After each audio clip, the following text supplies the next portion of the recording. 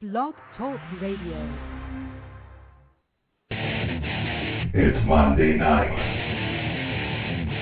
9 p.m. Eastern, on the Blog Talk Radio Network.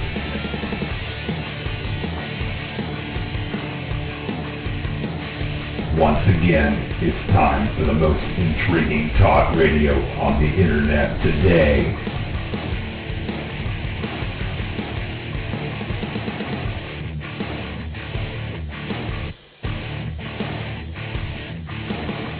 This is Sasquatch Watch Radio. Breaking news and information from around the world. Interviews with men and women investigating the mystery. The latest high-tech equipment. Cutting-edge research techniques. And amazing discoveries. Real-life people sharing real-life encounters. The director and founder of Sasquatch Watch Virginia, here is your host, Billy Willard. Something is out there in the dark, watching, waiting. It's time to unleash the beast. This is Sasquatch Watch Radio. All right, welcome everyone to another edition of Sasquatch Watch Radio. Today is January 25th, 2010. We got some wonderful guests lined up for you tonight, but before I bring them on the air, let me welcome our great co-host, Mr. Mike Killen. How you doing tonight, Mike? Hey, Billy. I'm doing just fine. How about yourself? Doing just fine. How's your weather up there? Has it gotten any warmer, any colder? Well, it was getting colder again. We had a nice about week or 10 days of for us, fairly warm weather, close to 40 degrees, and then or around 40 some days a little above. And we had one day it was almost 50 degrees, and then today it was 55 degrees, but like a monsoon here. We had 50 mile an hour winds and driving rain. It was warm but wild. Yeah, I mean. Everywhere you look today, people are running from a car into a building or running for cover. Basically, can't tell you how many people with broken umbrellas, inverted umbrellas the wrong way. It was like 50 mile an hour winds. Yeah, it was bad. Well, we topped you all today. We got darn near 70 degrees. Wow. We had a big warm front come through here, and it brought some strange weather. I have to say it's the first time, and I swear when I say this, I swear, people, I was not drinking. But I saw yellow rainfall today. Right across the street. Never came over to the house. It stayed across the street, and it rained. And as you looked up into the sky, it's probably the way the sunlight was hitting it, but it was large raindrops, and they had a yellow tint to it. It was just amazing, and it rained like that for like a whole minute. And you could actually see the woods getting saturated, and it was dry as a bone at the house. It was just amazing. First time I've ever seen that. Weird weather. Wacky weather, that's for sure, yeah. But 70, wow, like I said, it was like 55 here, which is unheard of. It set the record here for, as far as the warmest temperature ever on this day, you know. But, I mean, you're that much further south than me, right? You're a good couple of hours south, so. Yep. Yeah. About 8 hours south, so of course it's going to be even warmer where you are. Yeah. Yeah, definitely interesting. All right, well, without further ado, we're going to welcome our guest to the line. First, I'm going to introduce Toby, who also goes by TC. He is one of the founders of Squatch Incorporated. How are you doing tonight, Toby? Toby, you there? Uh-oh, did we lose Toby? All right. I think there he is. I'm doing fantastic, guys. How are you doing? Sorry about that. You had it on mute, didn't you? I did. I do the same thing.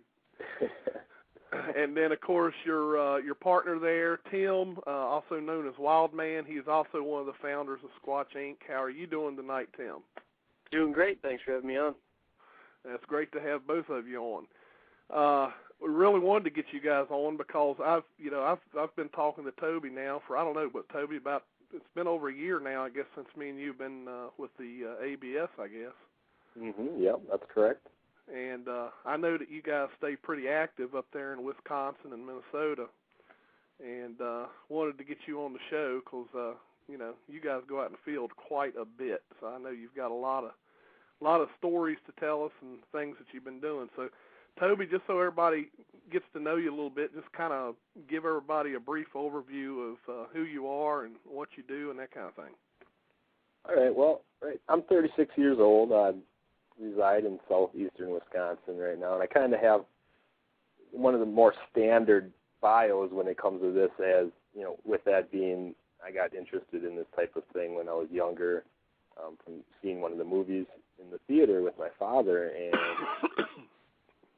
from that point on, I just was kind of fascinated with the whole idea that this creature might exist, and just my horizons broadened a little more when I started reading books on the subject, and then, of course, with the Internet, that really opened up things as far as information and things of that nature. So that's where I'm at today and why I'm doing what I'm doing. I just want to find some answers, and it'd be really cool to solve this mystery, I think, because just goes to show that a creature like this may indeed exist, and it's been here all this while, and just can't find it. So yeah. It'd be pretty neat to be part of something like that would bring a species like this to light. So. Yeah. All right, and how about you, Tim? How about giving us a little info on you? Sure. Well, I'm 28, and I live here in the Minneapolis, Minnesota area, and have done so for quite a long time. My interest in Bigfoot went back to 2003, where I was in college studying wildlife biology, and I did a wildlife internship out in West Virginia, near you guys out there on the East Coast. I was up in the Appalachian Mountains on private property, logging property, and I was out doing my job every day, which was I was looking for certain types of bird species, and I was looking for their nests, and I was monitoring the nests, et cetera, and I was out in this private forest by myself for about 8-9 hours a day, and that was my job.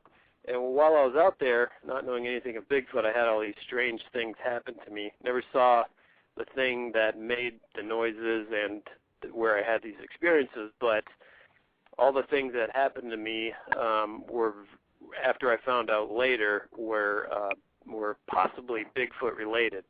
So it wasn't until I did a little searching on the internet myself and matched the whooping sound to exactly what I heard out there one day that happened to me pretty close, and also was bluff charged by something, was stalked for quite a while by something that sounded like it was on 2 feet, and had a tree being shook real close to me, just back and forth, going like wild, and I just got out of there when it happened, but it was all, kind of Bigfoot related, but, whether it was Bigfoot or not, I never did see the animal. So getting back to the heart of it here, I personally want to see one just to connect those dots. I'm really not, I'm 99% believe that they're out there, but not 100%, and I think that once I see one, then the real journey is going to begin. But up till now, I just want to see one, and of course I'm going to have a video camera on hand, but just hoping for that to happen one day. Yep. All right. Very good. Before I go on, Mike, was there any questions as of this time? I have not seen any questions, although the chat's rolling by at a pretty good clip here. All right. So, just, give everybody your reminder, though. Yeah, absolutely. Yeah. If you guys want to put any questions in the chat, please remember to put it in caps, all caps. It makes it much easier to find it, and then I don't have to worry that I missed somebody's question because it was in lowercase letters. Because we want to ask you questions. Any questions you guys want answered, we want to get them asked for you. But kind of hard if I miss them. So all caps, please, if you will. All right. And what I'm going to do before I check these phone calls, because I think both of them are listeners, but you never know, but I'm gonna go ahead and get to this question that I got on the email first. This comes from Andy Drew. He says, I have a question for Tim and Toby. What do you think makes Bigfoot so elusive? I guess if you knew how it hides from us, you would have already located Bigfoot, but what's your best guess on how they do this? Got it. You got a thought in mind, Toby? Would you like to answer that one first, or you want me to go ahead? Well, there's probably a whole number of reasons. The areas they live in sometimes seem to be rather harsh for humans to be traversing. Their numbers are probably rather limited. I don't think there's a whole bunch of them running around. In other words, there'd be more opportunities to see these things. If they do exist, they've obviously learned to what methods work in keeping their distance from human beings. So I think if they've been, who knows how long they've been around, but for whatever time frame that is, they've come up with methods, and they utilize those methods to their full advantage. When you live in the woods like that creature does, I'm sure it's more in tune to everything around it. And when we come in there, these dumb humans, tromping around, we probably send off all kinds of bells and whistles to not just a Sasquatch type creature, but all animals around. So if they, the reasoning would show that these creatures are probably a little more intelligent than your normal forest-dwelling creatures. So I think they just they learn faster, and they just know how to avoid human beings. And I think it's just I don't know if it's that they inherit these types of traits, or I'm sure they're just learned though, and I think that's what makes it super difficult. That's their home out there, and I don't think we have the same type of knowledge or senses that one needs to really know what they're thinking and what they're doing. So I'm just hoping that because I feel one of their traits is being curious about us. So I'm just hoping that we can get one to slip up one day and come in close enough and hopefully document that type of situation. Yeah, me too. So what, Tim, did he probably take all your answers? You sure did. Jeez. No. I'm sorry, no, man. Well, I kind of along the same lines, but basically my thought is that many animals out there learn to live in a certain type of niche, and when they live in those niches, they become very specified to living in those areas and doing one thing really well. For example, predators become very good at stalking. Birds become, very good at foraging, et cetera, et cetera. I think that this animal obviously has a higher intelligence maybe than any other mammal, other than maybe, other primates, but similar to primates, which are very, very intelligent. And its number one goal, or its number one specificity to its life, is that it wants to avoid people, humans. And it does that very well, and that's how it's specialized its life, is in avoiding people. And I think, beneath that is, them being elusive, them being able to be quiet, all the things that go along with that. But I just think personally that they're just very, very good at avoiding people. As soon as somebody comes into the area, they're probably on their way out of there, something like that. I think they're just very intuitive about that type of thing. So, like Toby said, I think that their curiosity probably drives them close to people, and that's where most of the encounters and the sightings have happened. I can think of very few. There are some, but there's been very few encounters where people have seen them before they've been seen, and they're able to actually watch the Sasquatch in its kind of natural habitat, feeding or doing what it does. Most of the time, they're already looking at you before you're looking at them. So I just think they're very intuitive and very smart, and that's what they're good at. So. Yeah, they've mastered the art of avoidance. Yeah. I don't know how we overcome that, and that's one of the things we constantly think about and try and find ways to deal with that. So, and that's why I rely heavily on the curiosity thing, and I just as much brainstorming as we do, we just don't have the manpower or the resources to try and spot one of these things from the air, or take it out of its realm somehow by overpowering it with resources. So that's where we're at with the curiosity thing, and we just hope that'll play out one day. Yeah, there's probably a trick, and hopefully one day we'll learn what that trick is. Mm-hmm. But I'm going to get to some of these callers, Mike. I know you got some questions in there, but I figure we better try to clear this switchboard a little bit. Yeah, we got them stacked up in there, that's for sure. So, Toby, Tim, y'all are drawing a crowd here. All right. Let's see here. First, we'll take the caller from the 419 area code. You're on the air. Yeah, Billy, it's me, Andy. I figured it was Steve. How you doing, Steve? Doing okay. Getting some snow up here, but yeah, we're all right. Oh, lucky you. Yeah. All right, you want me to mute you out so you can continue to listen? Yeah. All right, buddy. And let's see, the Skype caller is probably Abe. Yep. Who do we have on the Skype? Hi, it's actually Denise. I just called to listen in. Oh, okay, Denise. Thanks for calling in. We'll put you on the mute. Okay, thank you. All right, and let's see. We've got a caller from the 408 area code. You're on the air. Hello? Yes. Okay. Yeah. All right. This is the thing. I'm Sasquatch. You guys need to listen to me right now. If you guys keep trying to talk about me and all this, I'm going to get restricted. Uh-oh. Good call. Somebody got that Sasquatch. Yeah. Hey, good call. You guys are good when you get hecklers. That's good stuff right there. Yeah, somebody must have got that one. I need to find out if maybe a little old lady hit it in the car or something. And let's see who our caller is from the 304 area code. You're on the air. Oh, hi, Billy. It's Nancy. I was just calling in to listen. Hey, Nancy. Long time no hear. How you doing? Oh, I'm doing great. Good. Enjoying the show tonight. My computer's been down, but I just needed to call and listen. All right. We'll put you back on mute. Thanks for calling. Thank you. All right, Mike. It sounds like it's your stage, buddy. You got tons of questions, I believe. All right. Yeah, we definitely got a few here. Okay. Let's see what we got here. Okay. Well, first question comes from our good friend JC, and you'll never guess what he's asking, Billy. What do you think JC's? Oh, I couldn't. There ain't no way I could figure it out. You can't take a guess at that, right? Nah. Well, I don't know how much our guests know of JC, but if they don't, they'll soon learn.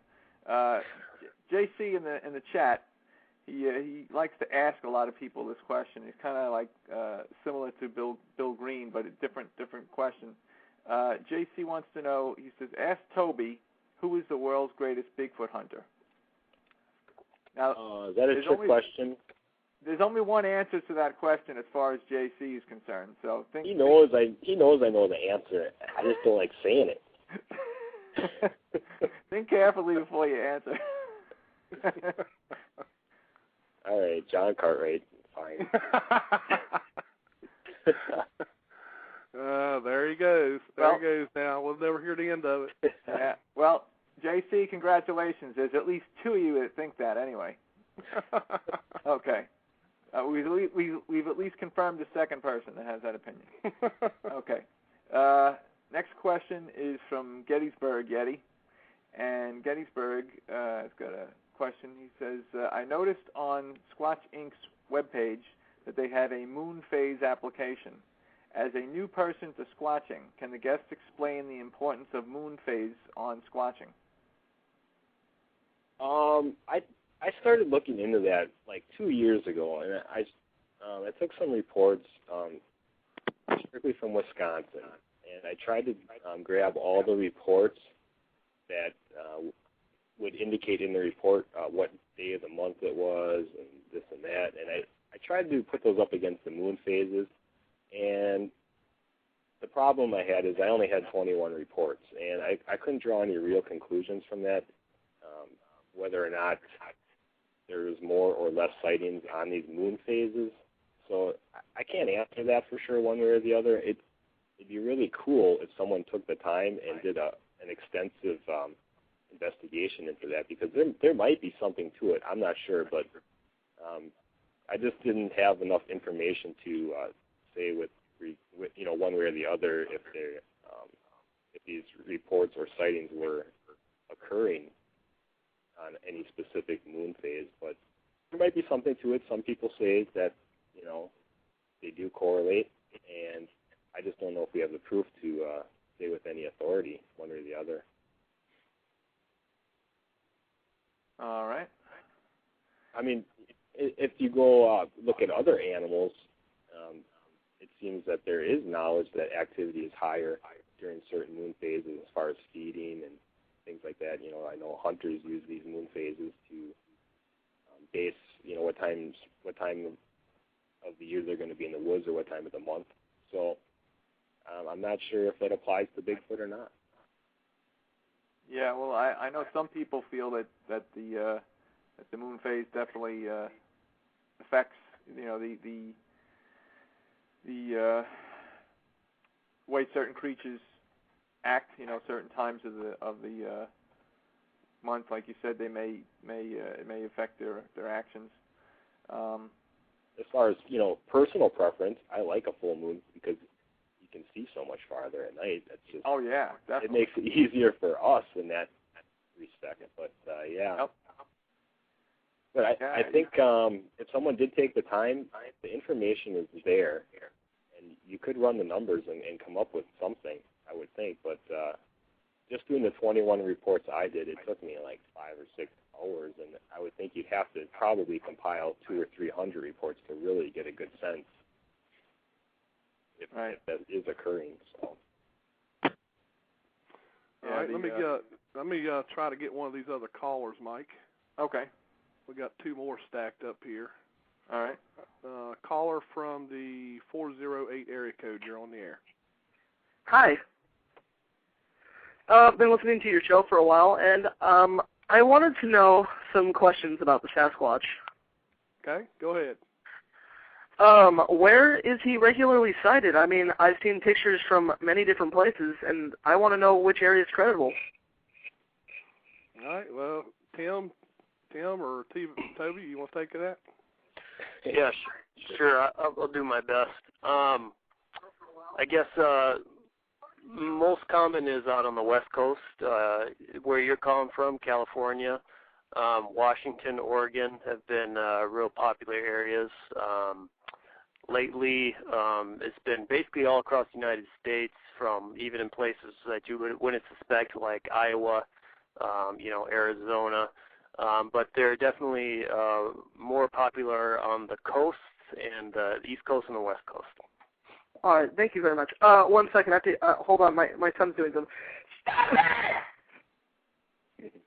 was waiting for that. Yeah, I kind of expected that. Yeah. All right, let's see who this other Skype caller is. Skype caller, you're on the line. Whoever it was called back in. Skype caller, you're on the line. Okay. Well, then we'll mute them back out. They must be just listening. Okay, you can get back to your questions there, Mike. All right. Let's see. Next question was from Bill Green, and he says, question to the guests. He wants to know if there's any new Sasquatch activity, I guess, in your areas that you're researching. Go ahead. Well, you know what? There hasn't been any reports out of Minnesota for quite a while. I think early 2008 was a report, late 2007. But since then, there hasn't been any real credible ones. Of course, the whole Reamer, Minnesota trail cam photo, that's probably pretty legitimately a hoax.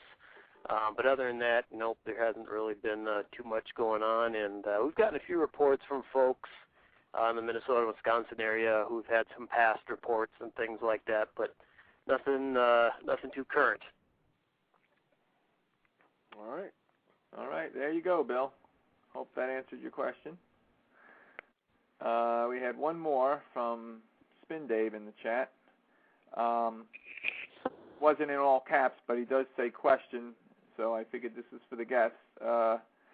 Isn't their avoidance characteristic a normal behavior of an ambush predator? Since this animal probably lives this lifestyle, we interpret it to be an avoidance of man, while it is the avoidance of all animals. Huh. So I guess he's asking. Can you read that once more?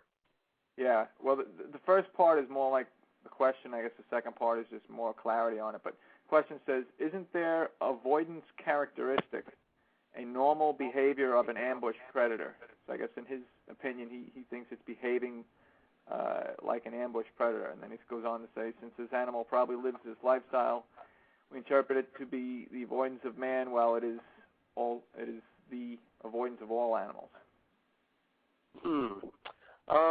I think he's probably onto something. I don't have any information to back that up, but I would say that most predators avoid other animals that are possible predators, and they might be a little more keen to do that. For example, when I'm out hunting and I see a coyote or a fox or something like that, they're very avoidant, whereas other animals, other foraging animals, like squirrels and other things that aren't ambush predators, that are more of a foraging kind of animal, they seem a little bit more at ease around people and things like that. So I would say that is a good correlation, and that sounds like a good concept to me.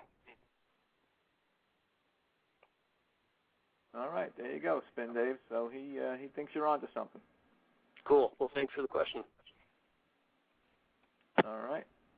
Was that it, Mike? That's all I had. Yeah, I've been scanning the chat here. It's still rolling along pretty good. But any questions I see, I will save for later. All right. What I will do then is get on to my line of questioning. We open that form up. Actually, when we first got on the phone with you all, Toby and Tim, y'all talked about an expedition, I guess, that you're getting ready to do. You'd like to talk about that a little bit? Yeah, sure thing. It's not really going to be an expedition. This is more of a scouting mission for us. It's going to be a 3-day, and it's going to kick off this Friday. We call it a scouting mission because we're going into an area that we have not been into before. It's near one of our areas that we have done expeditions in, so we don't really call it an expedition unless we come in with a full arsenal of gear. And in this particular case, due to its location, there's a possibility that we're going to have quite a long hike in. So we'll be pulling sleds in the snow, and so we're really going to be packing light. Primary objective is just to get into this location and scout around, get a general feel for the area, and then base future plans off of that information. But we'll be bringing some trail cams. Of course, we'll have our video cameras with, and we'll have some audio recording equipment. Just the basics, though, in case something does go down, we don't want to be left empty-handed. So we'll at least attempt to set up some minimal surveillance. We're going to try a couple different things this time around. We're going to, I hope this doesn't offend anyone listening to the show, but we're going to be bringing some tampons with.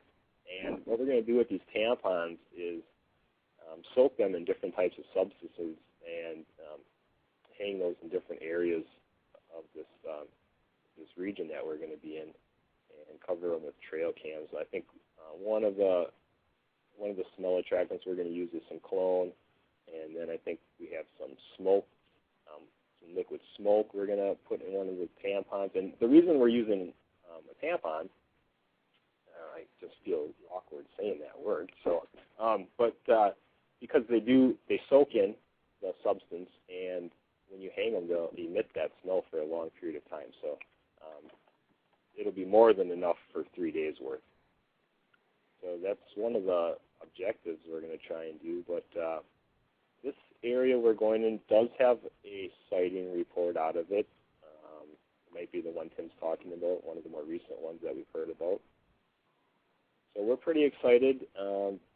We actually made the call yesterday on doing this. We've been talking about it for 2 or 3 weeks, and we wanted to make sure the weather was going to be decent enough for us to attempt this. So we checked the forecast yesterday, and it's going to be cold, but not super dangerous cold. So we went ahead, and I think Brian will be joining us. So it'll be the three of us out there, and I'm excited about it. Like I said, we've been talking about it for about 3 or 4 weeks now, and we started. None of us had snowshoes before this, so we all acquired some snowshoes and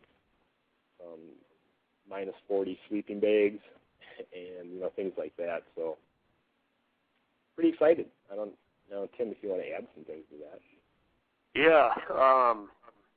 Yeah, we've done cold weather expeditions before, but we've never done one with this much snow on the ground. And just for your listeners, or maybe just joining in, we're up here in Minnesota, and we'll be going even further north in Minnesota. And the county where we're going has about 2 feet of snow right now, and we just got hit today with another storm, so I'm guessing maybe there's 2 feet and a little bit of change. And then a couple days ago, it actually warmed up here to about 20, 30 degrees, which is pretty rare in Minnesota here, and we got a light dusting of rain. So there's also a nice layer of ice on top of the snow, some nice, and then, today we're getting some powdery snow up there. So about 2 feet of snow, and we'll probably have to hike in about 2 miles with snowshoes, our backpacks, and then trailing sleds behind us on ropes with the rest of any gear we got.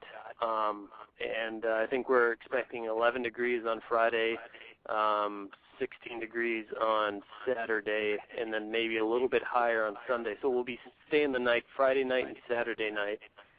And we'll be basically, just like you said, doing a scouting mission, just seeing what happens in this area during winter times, because we've been there quite a bit during the summer and fall, but it'll be interesting to see what things are like during the winter. We know that the animals are in the area or claim to be in the area, so whether they're more active or less active in the winter will be something interesting to see. And not only that, but we got lots of snow on the ground, so we'll be able to hopefully see some tracks if we find any. So we're pretty excited about that. Well, that sounds like fun. I hope you guys have a successful trip out there. Sounds pretty fun. It doesn't sound fun about tracking through the snow. Me and Mike have done that. We don't like it. Not just makes things a little harder, especially when you're carrying gear in. Yeah, but then again, Billy, they have more snow, but they also have snowshoes where we didn't. So that's true. I'm sure that helps. And they'll be smart enough to bring sleds. There was only one person in our trip that was smart enough to bring a plastic sled, and everybody was borrowing it to load up their gear and drag it up the hill. But no, if they got snowshoes and sleds, they got the right gear in mind to make it in there. But yeah, it's still going to be quite the hike, anyways. Yeah. We're bringing an ATV with, and we just hope that the snow conditions are suitable for it. But we've talked to, we have some contacts up in that area. We talked to them, and they don't think it's going to work out well. So, but it would be really nice if we could utilize the four-wheeler. We're just not planning on it. We're going worst-case scenario. So. Yeah. Well, I just hope you guys got some real nice warm sleeping bags and you got some insulated ground pads to get you a few inches off that ground, because even if you have a nice warm sleeping bag, if you don't have an insulated ground pad as well to match it, it can be pretty miserable. It can be pretty miserable. You could have the best sleeping bag, and if you don't have enough insulation between you and the ground, you can lose like the equivalent of 20-degree rating on the bag if you're too close to the ground. So I'm hoping you guys got the right equipment to keep you nice and warm. You don't want to be freezing to death out there. That's for sure. Yeah, we do have the pads. Obviously, you've done this before, Mike. We should have contacted you beforehand to get all the goods on this type of. Yeah, well, I know there is a difference, because they make pads that are non-insulated, and they actually make pads that literally have insulation in them, like not quite on the scale of what the sleeping bags do, of course, but it actually has an insulation in them, and they actually do rate them. They give you a rating on the ground pads as far as the insulation factor. So I did shop around when I was looking at equipment as far as that goes, because it's not Minnesota, but it still gets pretty cold upstate New York in the winter, and even in the spring. With the time Billy's talking about, when we had about a foot of snow, that was in the spring. That was in April. That was in the Adirondacks. Ooh. So gets pretty cold up there, and pretty windy, and maybe not 2 feet of snow, but like Billy said, I think a foot was enough for us. We didn't even have snowshoes. We're just trudging through it in the boots, and that gets old real quick. Oh yeah. Yes, sure. It does. All right. Well, was there any other questions that you had in the chat room, Mike, before I get to my list? I'm scanning. I did not see any. I'm trying to talk to you all and kind of keep my eye on the chat at the same time. Not easy to do when this chat goes zipping past, but no, I didn't see any questions. Okay. All right. Well, I think JC had put a question in there, and I'm very reluctant to answer the question, and I'm sure he's laughing right now as I'm talking about it. But he wanted to know what my opinion was on the Liza Jane CD. I had no comment on the Liza Jane CD. It's not my kind of music, and that's all I'm going to say. He's been making fun of me ever since I bought it up at the Bigfoot Roundup, so I bought it to help her out, JC, okay? You happy now? I was just trying to help her out, so I bought the CD. There you go. It's a music CD? Yeah, it's a music CD, songs about Bigfoot, and it's just not my style of music, that's all, But he thought it was funny because I bought it, so. Well, you're more of like a hip-hop type guy, aren't you, Billy? Like... No. That's my kids, They listen to that, and I'm more of the country style. I like listening to country music, so that's my thing. So, all right, no more. There ain't any other questions, correct? I do not see. What's this down here? Well, there's one just now from Bill Green. Okay. Just put it in there. And this is to Billy. He's asking Billy if there's any new Virginia sightings, footprints, or anything like that. No, we have been cold. We have not had any sightings come in. I've gotten no phone calls on the hotline. It's almost like everything came to a halt. So we haven't had a single thing. So we're dead here. Now, what I'll do is these questions, Tim and Toby, are basically just probably standard general questions that you've heard before. It's the questions that I've kind of collected over the past year or so of things that people just like to hear people's opinions on. So that's the reason why I made this list of questions. So, Toby, have you ever had an actual sighting or encounter of your own that you'd like to share with us? I have not. Tim, have you ever had an actual, I know you said you've had an encounter, a sound encounter, but have you ever had a sighting? No, I've never seen anything that I thought was Bigfoot ever. Nope. Okay. Let's see. What do you think, we'll start with Toby. Toby, what do you think it will take to bring proof of the existence of this mystery? Well, the obvious one would be to bring a body in. And I have different opinions on that, of how that is done. I don't think, we're no-kill. We don't intend to harm or kill one of these creatures to bring forth that evidence. It'd save us all a lot of trouble, I guess, if someone would just find one that has already perished. Other than that, I think there is a way to do it, and it's something that Tim and I talk about quite a bit, and that is through videographing. And I don't think one video one time is going to cut it. I know a lot of people think, they run out and they buy the HD cameras now, and they're like, well, if I catch it on an HD cam, that's golden. Well, I mean, if you take a look at the Patterson-Gimlin footage, now, that was shot on a 16-millimeter camera. There's over 3 million lines of resolution on that film. An HD camera takes about 1,080 lines. So I think a lot of people are kind of fooling themselves thinking that that's going to solve anything. What needs to be done, and like I said, Tim and I talked about this, and if we catch footage of one of these things and we think it's good enough, we're prepared to stay on that site for as long as it takes to document every single piece of evidence and just gather as much data as possible. If it takes a month, I'll put a second mortgage on my house and just stay out there and do this. But that's not finished there.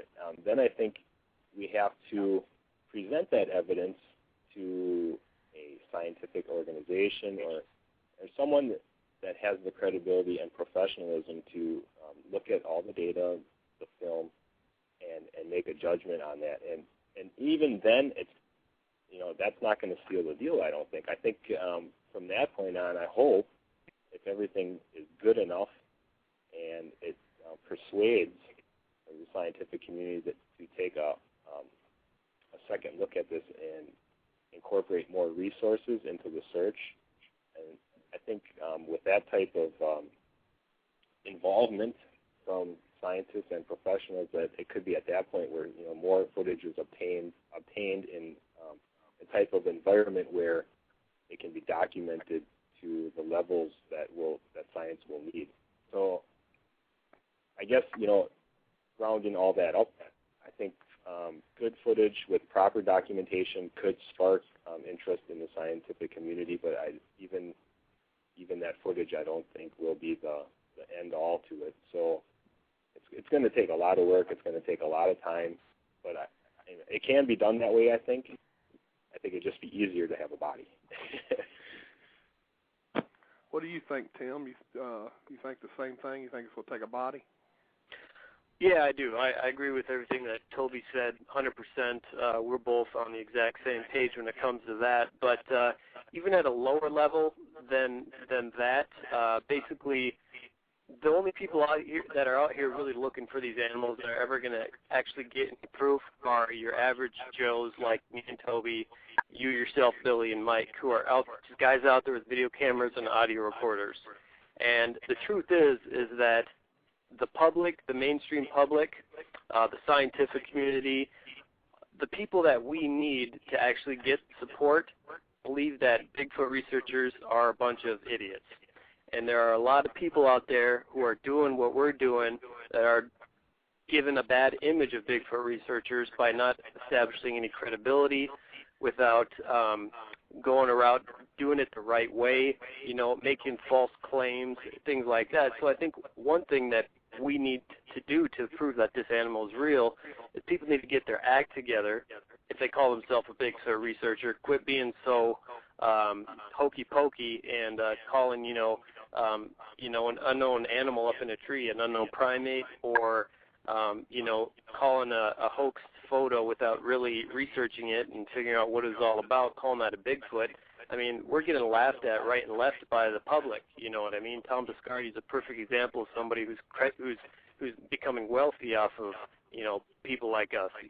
So I mean, I think we all just need to step back, take a deep breath, come up with a good strategy to form credibility and honesty in this line of research, so that the public, when they hear about a Bigfoot sighting, when they hear about a Bigfoot researcher, their first inkling isn't to laugh. And when somebody like me approaches a scientist with, hey, I got this video, or hey, I got a hair sample, they don't laugh. You know what I mean? They say, Bigfoot researchers, yeah, they're becoming more credible. You know what I mean? They're entering the research and science realm. I think I can trust this guy. I think, yeah, I will help you out. All right. Yeah, I don't know. Somehow or another, I had a caller sneak in here between one of the numbers that's been on hold, and I can't figure out how that happened. So I apologize there, Mr. Henry May, but I got you on now. All right. Good evening, guys. Hey, Henry. Hey. First of all, did y'all see the new National Geographic special that aired last night? Not me. I saw pieces of that. Yeah, I actually saw it, Henry. I enjoyed it personally. Yeah, I got to see it on YouTube. Some enterprising young person put it on YouTube, thankfully, and I got to see it, and I enjoyed it. I gave it a 4 out of 5 stars. I enjoyed it more than I enjoyed that first special they did. Yeah, well, we won't talk about that one. Yeah, really. But yeah, I really enjoyed that one. I really enjoyed this one better. The only gripe I have is that they focused a lot on the Patterson-Gimlin film. I mean, the PG film was a great piece of evidence as it is. You know, they need to. I felt they should have focused more time in the field with Dr. Meldrum and John Mayenzinski. You know, they kind of left that hanging, Henry. You know, they did.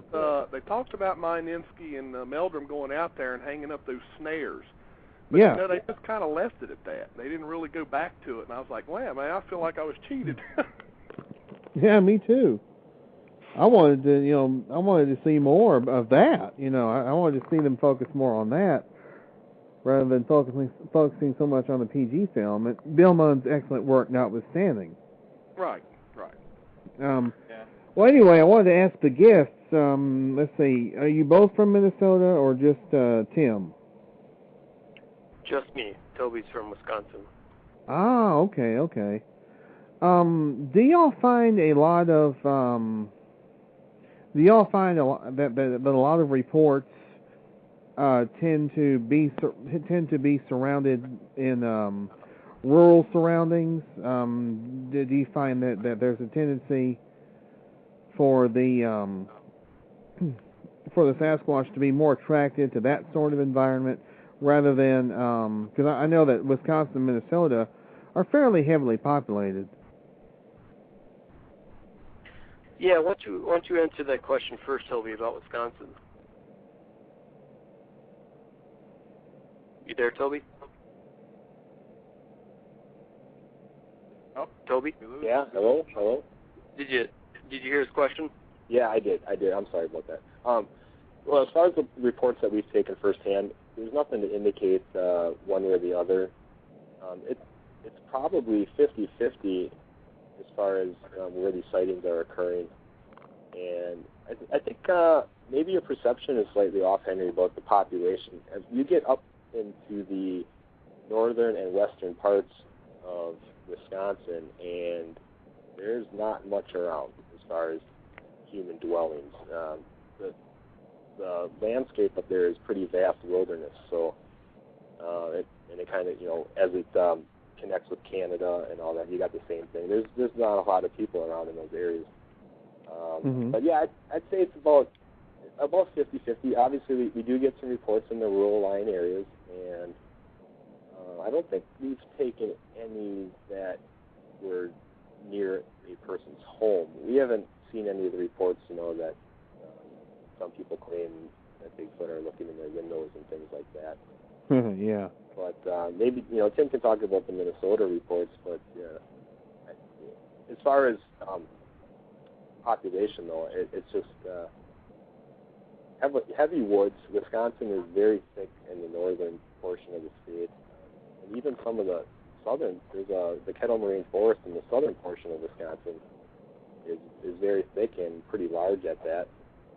There's not a lot of homes around in that area either. And there are some reports, none that we've taken, but people have had sightings in that general area as well. So for the most part, North Wisconsin, northwestern Wisconsin are the real hot spots, I think.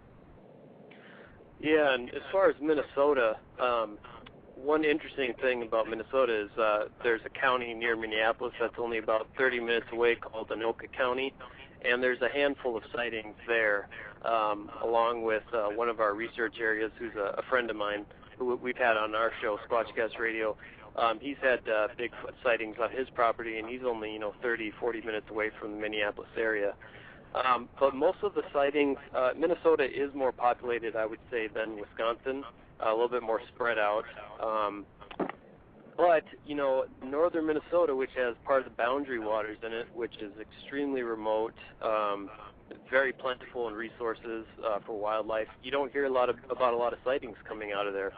They mostly happen on the Minnesota and Wisconsin border, in between those two states, kind of mid-central Minnesota, and I think that would be northern Minnesota, northwestern, like Toby said. That's where the majority of the sightings come out of. So it's been kind of interesting. There are really rural areas in Minnesota that you never hear a report. So it's kind of interesting. My second question, I was going to ask you about the resources, but you already answered that for me. My second question is referring to oh geez, I've completely forgotten. Oh, what sort of large predators are there that live in Wisconsin, Minnesota? Besides the Sasquatch, I think the Sasquatch, to a degree, is a sort of a predator. Yeah, well, I know in Minnesota here, and then you can answer for Wisconsin, Toby, but I think they're pretty much the same. We're very plentiful with black bears. The gray wolf is had a real big population boom here in Minnesota and especially Wisconsin. So wolves are pretty common. Mountain lions have been moving into the area, and we've had quite a bit of mountain lion sightings in both states. As far as other predators, can you think of any more, Toby? No, that pretty much covers it, I think. Yeah, coyotes, foxes, pine martens, fishers, those kinds of things too. Yeah. Mm-hmm. Do you suppose that the Sasquatch, do you think the Sasquatch competes with these particular predators for food, or is it probably an equal, are they pretty much on equal footing where they kind of share, I guess? Boy, yeah, that's interesting because I know that in some states you don't have these kinds of animals, and that's a good question to ask. I would have to think that they do. I've heard there being correlations between the amount, the population of bears being contributed to the amount of Sasquatch sightings, being that where there are more bears, there's often more Bigfoot sightings. So I would have to say that there is strong competition, or there is a resource that both animals are using, and I think that's just deer, water, and shelter. I think are those primary three things. Oh yeah, I would definitely agree with that. One final question. John Meinzinski said something interesting on that National Geographic special. He's of the opinion that the population of Sasquatches is not in the thousands. He says, if anything, it's in the hundreds. What is your opinion of that? You can go ahead with that one, Toby. I don't know if I have enough information to actually form an opinion on that. It would be a complete guess. I'd say he's probably closer to the real number, being in the hundreds. Mm-hmm. Yeah, I would have to agree with that. Okay, well, thank you very much, gentlemen. Thank you for answering my questions, and great show tonight, Billy and Mike. All right, thanks for calling in, Henry. Take care, guys. All right, you too. All right, Michael, do you have a bunch of chat questions in there? Yes, we had a few more in chat. All right, let me see. Okay, the first question we had was from JC again. And I guess JC has some personal personal knowledge on this, otherwise he wouldn't be phrasing the question quite this way. But JC is asking, he says, ask Toby if he wears his GPS on a chain around his neck now. No, Velcro. So thank you, JC. I'm guessing you took a couple of wrong turns at one point. Well, actually what happened was we had a situation on the ABS expedition that we were on together in Ohio, and I was going down one of the hillsides there, and I forgot to zip up my pouch, and my GPS fell out, and John came down shortly after behind us, and he found it for me. So I owe him a great debt of gratitude for that, because he saved me a butt whooping when I got home. And that's always a good thing. Yeah. So thanks, JC. Yeah. had a question from CD Squatcher, and CD Squatcher says, if their numbers are so small, how do they maintain a breeding population? Question. I guess it depends on how many they need to maintain that population. Different species probably need different sustainable amounts of population to do that, and who's to say what a Bigfoot-type creature needs to do that? I don't know, Tim. I mean, is there any information that we can even look to make a observation on that? The only thing that for me comes to mind, having a little bit of a wildlife biology background, is that I know when animals are under stress and there's lack of habitat, lack of resources, that their breeding success will go down. For example, if a bird lives in a certain type of niche and all of a sudden we're cutting that type of forest down, it's going to go extinct, obviously, if it doesn't have the right habitat. But even if it's just stressed or under a lot of pressure, it's the urge or the natural process of wanting to breed goes down. It's just more of a self-preservation type of battle at that point. So perhaps if Sasquatch are real, they are under such amount of stress from people, being that we're encroaching in areas that they've lived in for long times through the expansion of new developments, etc., logging, stuff like that.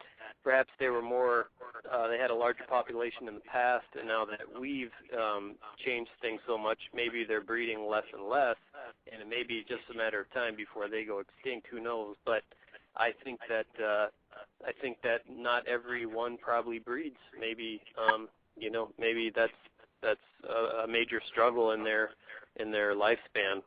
But as far as I don't have any information backed it up other than kind of general knowledge. So, and that is why Tim likes working with me, because I make him look smart. Yeah, exactly. Hey, Tim. Yeah. Do you have your speakers on your computer or something turned up there in the background? Because we're getting quite an echo when you were speaking there. Oh no, I don't have anything on my computer. Okay. I'm not sure what that was about. Yeah, I'm not sure either. Well, sometimes it could just be a weird phone thing, through the Blog Talk switchboard. But I know there have been occasions where people will forget that they have a set of speakers on in the background. So yeah, I'll log out of the chat and see if that helps anything. That's just how he talks, guys. He's got like a godlike reverb. He's got the baseball announcer vibe going on there. How many more questions you got, Mike? I had two more, and I'm scanning. I'm going to scan back up again. I'm just going to jump in real quick. One of the things that's so frustrating is I would love to be able to answer these questions with, knowledge, and it's one of the things I think we all need to strive for, is to find ways to start answering these questions instead of, pontificating on them all the time. And I don't like gray area. I don't like ambiguity. I like to, look for black and white and find tangible things, that we can put our hands on and say yes and no. And so that's, one of the things that all of the guys at Squatch Inc., we all agree on that. And that's one thing we try to do in the field and doing any type of analysis and research is try and narrow things down and really find concrete answers. And that it's super challenging when the evidence isn't there or it's not obtainable. So I think that's one of our other goals that we have, and it's just pushing forward and trying to find more concrete answers and answers that can move the research forward. And it's one of the things that depresses me a little bit, and I can't blame a lot of the researchers, because when I first started out, I was doing a lot of the same things I see these other people doing. But it doesn't get us anywhere. And by that I mean, dwelling in the gray areas and like, for instance, let's say stick structures are one example. So many people will just take a picture of a stick structure or a video and post it and leave it at that. And instead of, trying to find out what is causing these things. And, Billy, I know we talked about this on a previous radio show. You found some rather abnormal stick structures in the woods, and I thought what you guys did was great. I mean, you actually put forth some research methods and trying to evaluate if these things really meant anything. And, I think you did some GPS resourcing on those things and tried to find patterns with them. And that's what really needs to be done with any type of evidence that someone thinks can be attributed to this creature. Instead of just throwing it out there and leaving it at that, I mean, that it gives the public, I think, a wrong perception, and it doesn't move forward to where we need to be.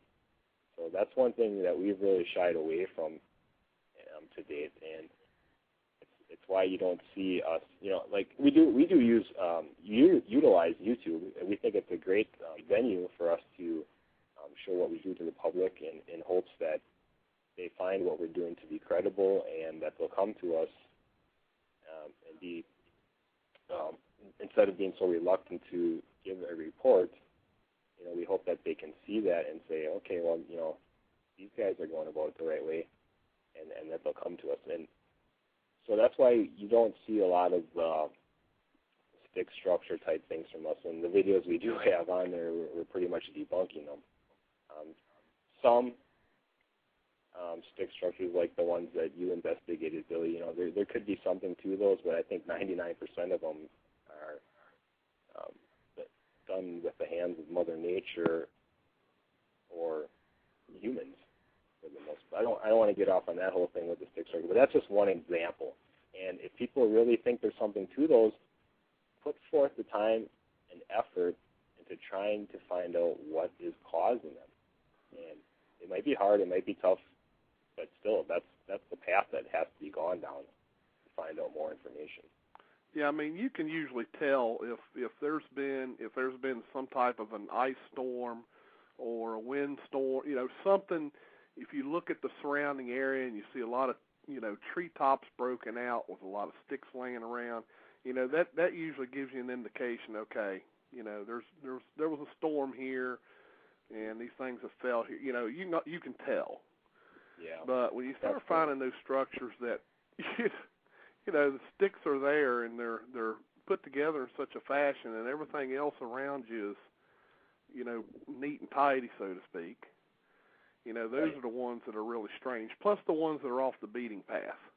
If I'm going down a hiking trail, and lo and behold, there 30 feet off the trail is this big, massive structure, I'm looking at myself, I'm like, okay, these creatures try to stay elusive. They try to stay out of our sight. Why is this thing coming within 30 feet of a hiking trail and putting, a structure where it could be seen? So that's the other thing, Yeah. Yeah, I think, you got to differentiate between, structures and then there's the bows and the stick marker things and the tree breaks and twists and, all that. Obviously a structure was constructed by something. Those are a little different. I guess I'm just kind of generalizing there, but I'm just going along with the bows and X formations, things like that. Because it wasn't too long ago where I was just a normal guy in the public looking at these things, and I guess I thought that Bigfoot was responsible for a lot of these things until I actually started going out in the field and paying attention to them. Just in the area I live in southeastern Wisconsin, I can go drive 20 miles and I can find 100 of these things. They're everywhere, and especially now, we did have a couple heavy snowfalls. There are trees bowed everywhere. So that's my take on that. I kind of shied away from the fact that this could be Bigfoot related until I see evidence to prove otherwise. We don't focus a whole lot on those types of structures just because of the fact that we don't think it's necessarily related to Bigfoot. If evidence does start swaying the other way, we'll pay closer attention and try and find out what's causing them. But that's what I would like to see, because I know a lot of people do believe 100% that Bigfoot is making these things. So, I would, at that point, you have a theory. So you want to draw up a hypothesis and test it, and we just don't see the testing out there today. by everyone else at Squatch Inc., we're really no one special. I mean, we're not doing things that any normal person can't be doing when they're out researching. So, sometimes it's a little extra hard work and some ingenuity, but we're not loaded with cash. We buy all our stuff off of eBay or thrift stores, for the most part, and just we love doing it. That's probably what really drives us to go the extra mile. But it's nothing real special, and that's why I'm always kind of flattered to be on your show, Billy. But we get a lot of radio show requests, and I'm like, well, we're just doing normal things that we expect everyone to be doing. So. Yeah, I agree, Toby. I mean, it's and that's the biggest thing. It's effort. It's getting out there, putting your feet to the ground, so to speak, as they call it, and just getting out there and stomping around and looking for things, and if you've got the money to, pick you up some game cameras or things like that, put them out there. I mean, if anything, you get some great wildlife shots. I mean, that's what I've gotten. I've gotten a lot of. I just recently put up another batch of videos that I got from another one of my cameras. I got, I get some nice. I got a nice video of a cardinal. I actually got a video of I've got one of my cameras now focused on a rock stack that I constructed on one of the sites, and it's hilarious some of the things you see. I got a video of a field mouse running up and climbing up to the top of the rock stack. I mean, it's just, all kinds of funny things, really. I got a video of a deer coming up, and I thought it was going to eat the penny that I put on top of the rock stack. I mean, it literally came over and pushed the penny to the other side of the rock stack.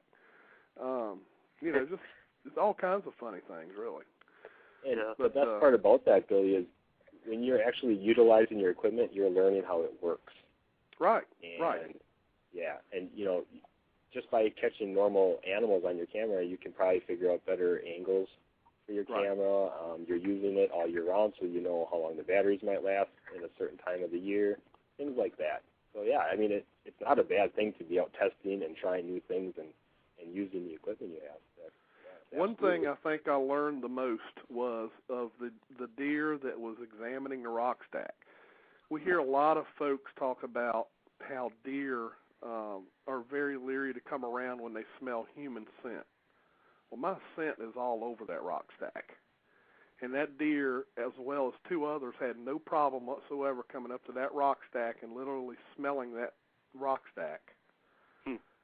Wasn't afraid of it. I mean, camera was within, the camera's within 8 feet of the rock stack. That deer had no problem at all with my human scent on that rock stack. So, I learned something. I learned that apparently they're not quite as squeamish as we may think they are with human scent. Now, that may be different with this creature we're talking about. But, as far as deer are concerned, I mean, it had no problem coming up there and just, sniffing the rock stack. It's funny that you mentioned that, and I'll just interject this real quick. I've heard a lot from my friends who are pretty much avid deer hunters, and I've heard this more than once, even though it's still anecdotal, but a lot of times these guys will shoot deer when they're smoking a cigarette. And I don't know what it is. The deer are somehow intrigued by the smell of the smoke, but a couple guys will swear by this, and they say it's uncanny how they'll light up a cigarette, and that's when they'll see deer. So I don't know, maybe there's something to that too, but I'm not condoning smoking, by the way. And no, Bruce, I know what you're thinking, you and your dirty mind. I did not take a leak on the rock stack. I just, just stacking the rocks up. I had my hands on the rocks, and I was stacking the rocks. Y'all leave it to Bruce to go there. Okay, Bruce, thanks. All right, Mike, before Bruce ruins our chat room again, is there any other questions from the chat? Oh, okay, sure. I thought you were going to say before Bruce ruins our chat room. I thought Billy was going to ask me to boot him. I was going to say. You better watch out, Bruce. I was going to say. Ready. Yeah, just say the word. I got my finger on the button. All right. Better watch out there, Bruce. We're watching you. Okay. Next question was from Chris Bennett in chat, and he says, I guess this is to both the guys here. Have you ever done any research in or near Daniel Boone National Forest? Is that, Daniel Boone? No, I don't think we have. I assume that's in Minnesota he's relating to. I can't say I've even heard of it. Have you, Toby? No, I haven't. All right. I have no idea where that is, but I'm assuming it must be, somewhat near to where you guys are. One of you, either or. I don't know. He didn't direct the question to anybody specific. It just says, have you ever done any research in or near Daniel Boone National Forest? So. Yeah, it doesn't ring a bell to me. Sorry. Nope. All right. Next question was from Spin Dave, and this question says, has anyone asked an animal behaviorist what the nutritional needs would be for a primate in winter months of northern states? I am interested in vitamin C, selenium, and salt. This info could be used in lures and locating feeding grounds. Ooh, you want to take that one, Toby? Well, I think in his question he asked if anyone has asked the question. I remember reading somewhere that someone did some pretty detailed investigation of that and actually wrote a report. Can't remember where I saw that. It's out there somewhere. Someone did it. So yeah, Google search on that. And the only thing I've ever heard was the Monster Quest episode when they're up in Canada with Jeff Meldrum and Dr. Kurt Nelson investigating that the Bigfoot that stepped on the board of screws. And Dr. Jeff Meldrum was investigating the resources that were out in that area, and he thought that it'd be easy to for any animal to get a hold of grouse because they're pretty tame and not used to seeing people out there. So that would contribute to maybe some protein. He was looking at some of the berries that came into season and things like that could constitute some vitamin C. As far as salt and the other mineral that he mentioned, salinity or whatever, I don't know. I've never really listened. I've never really researched that myself and haven't heard that much information about that. But my general inkling is that they might be similar to bears, being that they're both a carnivore and a herbivore, that they can eat both meat and leaves, plants and things like that. And bears do pretty well up in this area with both things. So, but of course bears hibernate during the winter, whereas a Sasquatch has to deal with the winter. So, sorry I can't answer his question about feeding plots, but that's about all I know. All right. Yeah, I seem to remember Billy. I seem to remember your partner there, Tom, talking about might be a good idea to put out salt licks, possibly with selenium infused in them. That might be an attractant. Yeah, Tom had actually talked to the Washington Zoo, National Zoo, and they even give the gorilla there selenium, but I don't think it's in the form of some type of lick. I think it's probably within the vitamins and minerals and things that they give them. Now, I don't know if they put it in their food or if they give it to them in injections or whatever, but he had talked to someone there, and they had talked about the importance that selenium serves, especially in the lowland gorillas and things, with the need during lactation periods. So basically what they were saying is, during that time is the time when these things need selenium in their diet. So I guess, what his thought was is, if we have a breeding population of any kind of these creatures, would we have any luck with using some type of a salt lick or whatever that's got selenium? It's not something that we've undertaken yet, but I don't know how hard it is to get, so it's something that needs to be looked into. Interesting. Yeah, it probably is not something worth trying. I don't know that it's that common, at least not around here. I haven't really heard of salt licks with selenium, but I'm sure somebody's got them. Yeah, I think that's what they say, that you see a lot of cow fields where there's a lot of holes in the fields, and if you talk to, and Tim may know this too, a lot of the wildlife biologists and things say that cows will at times lick the ground because in some areas you have a high selenium concentration in the soil, so they'll lick the soil, lick holes in the soil to get that selenium. It's their bodies, their bodies know that they need it, so they'll lick it up out of the soil. Interesting. Yeah, I haven't heard that one. So. Yeah, Tom ran across that when he was doing some of the research about the whole thing. So, yeah, it's just the small things like that make this interesting, and it shows us that there's other things that we can actually be looking at that we just don't think about. Yeah. Yeah, I think that's key. Kind of thinking outside of the box and putting yourself in the shoes of maybe a different kind of person, whether you're a wildlife biologist or a geologist or people from all different kinds of trades. I think can really contribute to this field in some way or another. You see about all the different professional types on Monster Quest episodes that they use for trying to figure out the Memorial Day footage of the runner running across the field. They had a land surveying team come out and everything like that. I think that's a really good idea. Yeah, I think so too. I think that going that extra mile and doing that research, one of these days we're gonna learn something, and hopefully it'll be one of us. Yeah. But any more questions, Mike? Oh yeah, we definitely got some more questions. All right. Let's see. Okay, let me take these in order. Let me go back up here.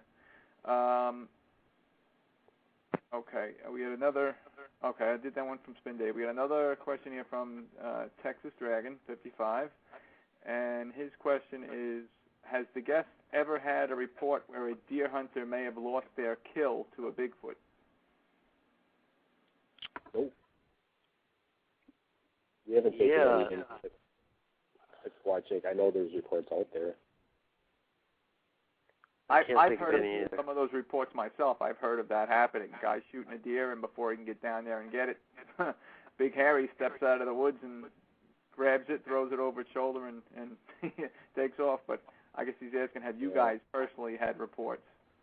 The only thing I can think of similar to that is an occurrence that took place in Wisconsin, and we didn't receive the report, but it was covered by CNN, and that's, some of you may remember, where the DNR worker who was retrieving deer carcasses from alongside the road had something jump in the back of his truck and snatch the carcass out of the back of the truck. And that report went all over the place for a while as far as the guy's story changed a couple times, and so I have no idea what happened there, but the basic premise of the story stayed the same, in that something did jump in the back of his truck and take it out. And at first people were, calling Bigfoot on it, and then the guy said, well, it looked more like a dog, and then the whole Dogman thing started up again. So who knows?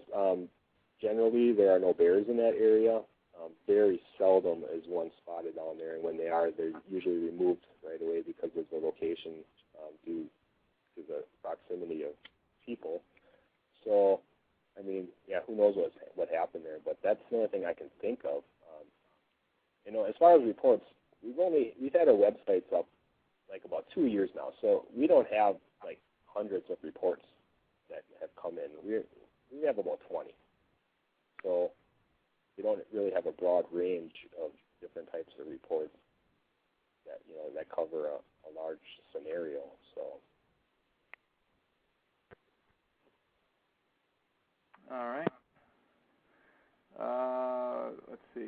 had another question here from Andy Drew, and he says, "What is the coldest weather you have been in when researching?" Well, for me, I was out last winter in the month of January, probably about this time, and it was either below zero or just a few digits above. And I had at that time I had just gotten a new Sony SR45, which is the type of camera that me and Toby use, video camera. And I guess that specific camera has a function of it detects the temperature, a low temperature, and it'll actually shut the camera down.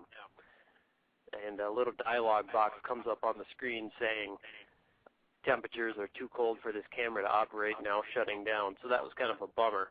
But yeah, 5, 6 degrees, maybe below zero, and we're going to see about 5, 6, 10 below this weekend at night. So. Yeah, the last expedition that Tim and I did, we had temperatures that varied between the teens and the low 20s, and our equipment actually worked pretty well. I was surprised. We didn't have any issues. But of course, we only had the trail cams out for a couple of days. I'm sure in that type of weather, the batteries aren't going to last much more than a week or 2 weeks. But our video cameras and everything seemed to work pretty flawlessly. We didn't have any shutdown situations. So. Well, actually, when we set up the kitty camp that second night that we set up your SR45s, we didn't capture any video that night, and we don't know if that was due to the cold or not. Well, actually, yeah, that camera, it did record for a couple hours, and I'm not sure if because we had it running off of a marine battery, and there might have been some low voltage there, and it might have turned the camera off. But, yeah, overall, though, everything worked good, and we were expecting to have major issues. Because when we went on that expedition, we weren't expecting the cold temperatures to begin with. It was kind of a front that moved in while we were up there, and that was in October, and it was very unseasonably cold for that type of time of year. So, yeah, that's just another example of getting out there and just being in the woods, using your stuff, and you learn how your equipment reacts and how you react in certain situations. So it just if that day ever happens when you have a sighting or an encounter, it just makes you that much more prepared to catch something and document it.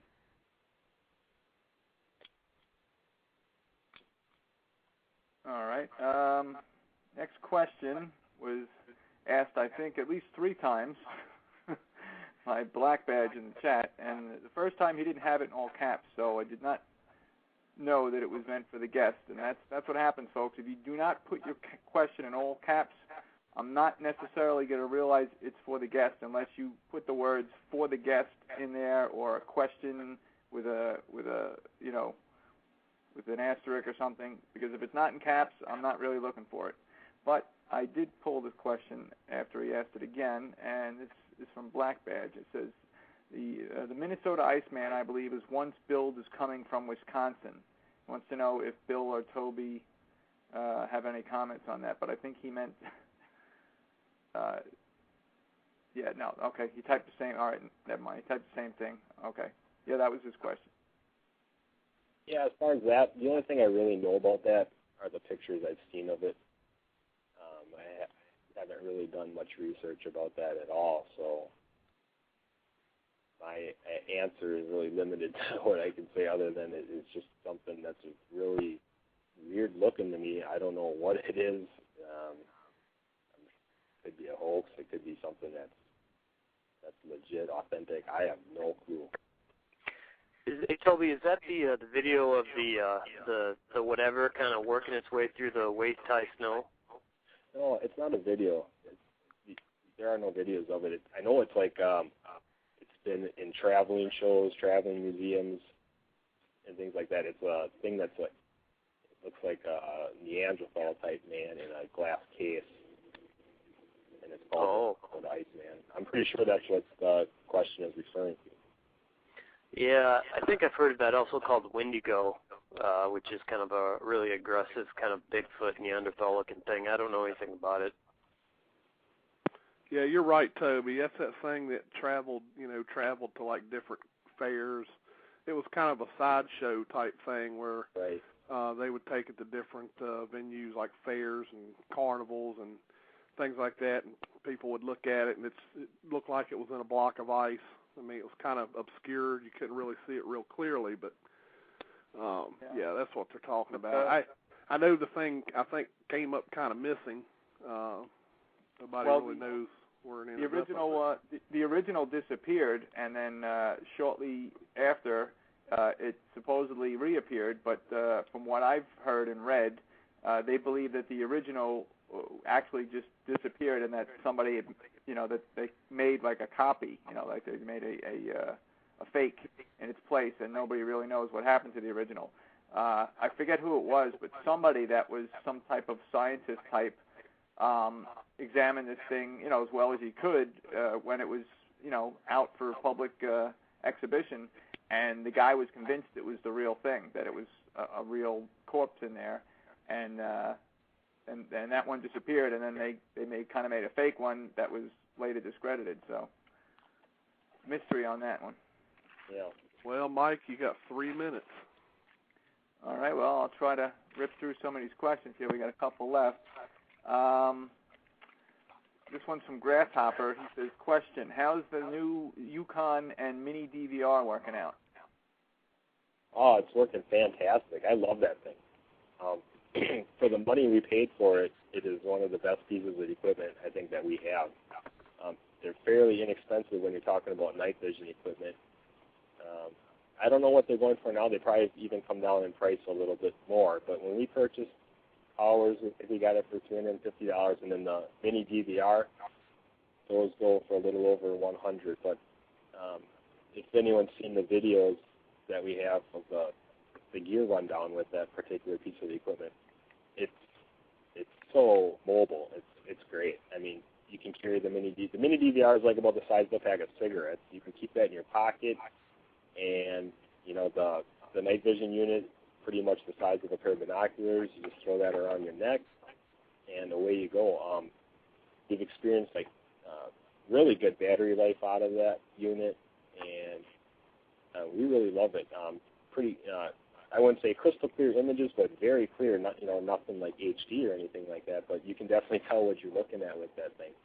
So, me personally, best piece of equipment that I own right now. All right, cool. We got a couple more questions, Billy. I don't know if we'll squeeze them in, but I'll give it a shot. Tex Dragon had another question. What does the guest think of using a primate feed, Supreme Primate Diet, from a company like Jeffers Pet Supply? Well, as far as, us utilizing that type of thing, we're primarily expedition-based. Tim does have some opportunities with some landowners in his general area where something like that could be utilized, but for the most part, we're doing 4 or 5 day expeditions. And I don't know, I think something like that needs long-term observation. So, but yeah, interesting. I mean, I'd like to see people start using that type of thing, see what type of results stem from it. All right, before you get to the other question, first of all, Toby and Tim, can y'all stay on just a few minutes after the show? Absolutely. Okay.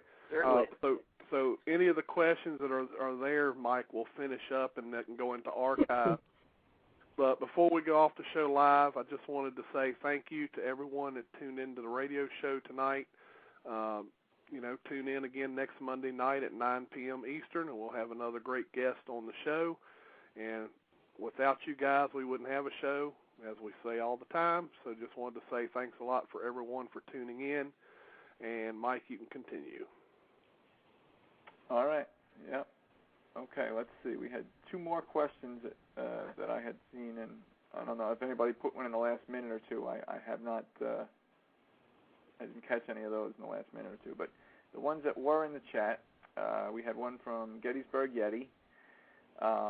His question is, has the guest ever found or heard of a deer kill that was hanging from a tree? You can go ahead with that, Toby. no. I mean, I mentioned earlier, I have heard of those reports. I think a couple from Texas or Oklahoma that described exactly that, but nothing that I know of in Wisconsin, at least, or definitely we have not had a first-hand report of that. Yeah, as far as me, no. Like Toby mentioned, I have a homeowner who I work with a little bit, and he has a small hobby farm on his property. And I think he had like a small goat die, and, well, this doesn't really relate to the question. But he took this dead goat and he hung it over like a 6-foot fence, and then the goat disappeared. So whatever it was able to get up on the 6-foot fence. That doesn't really answer the question. Sorry, I kind of went off there. But no, I have not heard of any deer kills being found in trees around here. But I do know that a lot of those are contributed to mountain lions, which are getting pretty prevalent around here. I think they can also be contributed to Bigfoot, too. Yeah, the only report I've heard of is out of Pennsylvania. Eric Altman with the Pennsylvania Bigfoot Society had an incident where someone had reported a deer up in the fork of a tree. It was pretty mutilated. I saw some of the pictures. They were pretty graphic. But again, I don't think you can rule out mountain lion and that kind of thing. But, who knows? I mean, really don't know. All right, Mike. Okay, we had one more question that I saw, and I just was scrolling back up. I do not see any more, so this probably would be the last question. All right. This was from Spin Dave, and his question, kind of a comment and a question. He says, since caves are not always available to Sasquatch's shelters, doesn't it seem logical that in the winter they would head for an evergreen forest for shelter? I think it's very logical. It's one of the theories I have, and it's one of the things we're going to test out on this scouting mission by doing some geographical map work on this area that we're going to. We found a couple swamps and evergreen type forests, pine, tamarack, that stay thick during the winter months, and they funnel into this certain region or this certain section of this area that we're going in. So we're going to pay close attention there. We plan on splitting up and scouting as much of that area as we possibly can, and trying to, if they are moving in there, we should find sign. So yeah, I think that's plausible. I don't, for the simple reason that in the wintertime when the foliage is gone off your hardwoods type trees and things like that, I don't think they're just going to be running around in there out in the open like that, regardless if there's humans around or not. Yeah, I would say another place would be areas that have a lot of alder or like aspen, those really thin kind of saw timber type groves of trees where it's just tons of stems and tons of trunks, really small, really thick, terrible to be in. I think that you could get a lot of shelter out of that, even with no leaves on it. I also think that places that have early successional growth, for example, like a place where a forest just got cut down and it's maybe been growing for the last 10 or 15 years and everything's really thick and maybe only 10 to 20 feet high, it's going to be really thick and bushy. I think that they might seek shelter in those kind of areas too. Yep. Yeah, makes sense. All right, so you exhausted all of those, Mike? Yeah, that was the last question that I saw in the chat. Yeah. Very good. Well, hopefully we got to everyone's questions. If we missed any, we apologize. I know it's very hard, especially when that chat's moving. It's hard to catch all the questions, and that's the reason Mike asked that they put it, that you put them in caps. It's hard to see them. So hopefully we got everybody's questions. If not, then you can go after Mike. That's okay, Billy. I'll take the blame. Throw me under the bus. I got broad shoulders. I can handle it. I do make every effort to get to everybody's question and make sure it gets asked. But, no matter how many times I say it on the show, there's always that one person that asks the question and doesn't put it in caps, and then they get annoyed that I didn't ask the question, and, gee, maybe I missed it, I do my best, but, if it's not in all caps, I can't guarantee I'm going to catch it, unless they sometimes actually put, like, question, with an asterisk or something like that, and then that kind of gets your attention. But and sometimes, quite frankly, you could miss it even in caps. Sometimes that chat is just ripping, it's just rolling right by. Yeah, it can happen, I tell you. Yeah. It's so fast. Yep. All right, well, Tim, Toby, both of you guys, I want to thank you so much for coming on the show. We really appreciate it, and I know everybody had fun tonight. We had one point there where we had about 59 people in the chat room at one point, so we had a lot of people wanted to listen to what you had to say. So cool. Well, it was fun. It was our pleasure. Yep. So thanks a lot, Tim. Thank you, Toby. Toby, I'm sure I'll be talking to you soon enough. Absolutely. And we'll talk to you guys later on. Thanks so much. Oh, you're welcome. Thanks, guys. I want to wish both of you guys the best of luck in your research out there, and whether it's this weekend, next expedition, and all your research. And please, if you guys are going to be out in those kind of temperatures, make sure you bring the proper gear. 'Cause, good Lord, I mean, 5 degrees, 0 or below. That's. I mean, I could say the coldest I've been in was down into the teens, and that was cold enough for me. More power to you. I'm not going, less than 15 degrees. That's just not happening. It wasn't the greatest experience in the teens. I can't imagine below 0. And the funny thing is, when we got caught and it was the teens, it was kind of unexpected. This was in May, but it was up in the mountains, the Adirondack Mountains, and you get up a few thousand feet in elevation. I guess you can get some colder weather overnight, but much to my surprise, woke up and everything was all frosted in the morning, and it had gone like to 15 overnight. So, but when we first started going around the idea of heading up there this winter, at that point we were just looking at long-term forecasts, and it was slated to be just bitterly cold, high winds, all this and that. And I'm like, Tim, I don't know, let's put it off maybe till late February. He's like, come on, where's your adventure, man? So he pulled my arm and talked me into it. No. Toby's too nice. I'll tell you something about Toby. He goes camping with guys in the winter like once a year in Wisconsin. I mean, he's a winter camper. He's done it before, so he knows what he's getting into. He's the expert here. I've never done it, so if anyone's gonna get hypothermia, it's gonna be me. But you just kind of got to work with whatever environment you're in, and I've been up in those tropical like forests of West Virginia, and those things can get hot and humid. So I know you guys put up with some pretty terrible temperatures yourself. So it's just we all got to work with where we're at. It's all you can do, man. It's all you can do. Yep. Well, hey, before we get off, guys, I just want to say thanks again for being on the show, and special thanks for the standard you guys set for researchers. I think if more people conducted research the way you guys are doing it, logically, objectively, I think we'd be all much better off in the long run. So I just want to acknowledge that and say, I know Tim and I and everyone else, we appreciate that, and I hope you guys keep up the great work. Well, thank you. But again, I think we're all in this together. So yeah. So that's the best we can do is to work together and share with each other, and it's the best way to learn. So. Yep, I agree. All right. Thanks a lot, Tim and Toby. Y'all have a good evening, and we never know, we might need you back on the show one day.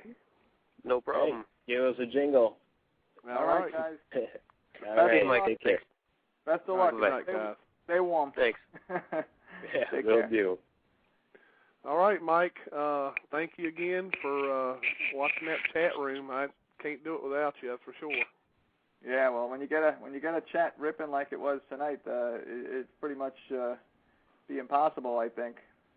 Oh yeah, there's no way. You just can't do it by yourself. It's just impossible. But all right. My pleasure as always, Billy. And you take care, and we will talk to you next Monday night. All right, Mike, and good night, everyone. Hope you enjoyed the show. See us next Monday night at 9 p.m. Eastern. Good night. Night all. A legend passed down through the generations. A myth to some, reality to others. Thousands claim to have encountered this creature from all around the world. Footprints discovered, unidentifiable hairs collected, unusual sounds recorded. Something is out there. Sasquatch Watch Radio. Monday nights, 9 p.m. Eastern, on the Blog Talk Radio Network, interviewing the men and women researching this phenomenon, the latest news and information, research techniques, and cutting-edge technology. True terrifying encounters, as told by those who have experienced them. Monday nights, 9 p.m. Eastern, on the Blog Talk Radio Network. Your host, Billy Willard of Sasquatch Watch of Virginia, brings you the most riveting discussions on the internet today. blogtalkradio.com/Sasquatch Watch Radio.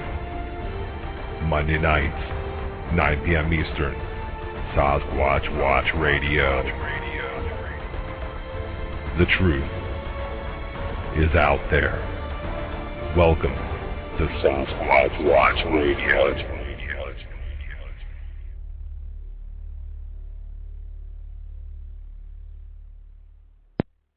Thinking about starting a new fitness or weight loss program? I've got a story you have to hear. I'm Lacey Green, a super trainer with Body. I had a client who came to me because she was really frustrated that every gym or trainer she tried made her feel bad because she was a beginner. She had tried it all, but she just felt humiliated. And that's when we started working together, and I took her through my 3-week program called For Beginners Only. Once she realized that she wasn't the problem and that she just needed the right program, she started to get results, and now she's completely unstoppable and feeling so confident, and I can do the same for you. On the Body app, subscribers lose 5 to 10 pounds consistently in their first month, and I bet you will too. And right now, I'm inviting you to sign up for a 1-year subscription to Body, and I'll give you $100 of in-home fitness equipment for free. But this is a limited time offer for the next 500 beginners who want to get started. So, to get your $100 in free gear right now, just go to body.com. That's body with an I.com. Again, BODI.com. Hey guys, it is Ryan. I'm not sure if you know this about me, but I'm a bit of a fun fanatic when I can. I like to work, but I like fun too. It's a thing. And now the truth is out there. I can tell you about my favorite place to have fun. Chumba Casino. They have hundreds of social casino style games to choose from with new games released each week. You can play for free anytime, anywhere. And each day brings a new chance to collect daily bonuses. So join me in the fun. Sign up now at ChumbaCasino.com. No purchase necessary. VGW Group. Void where prohibited by law. See terms and conditions. 18+.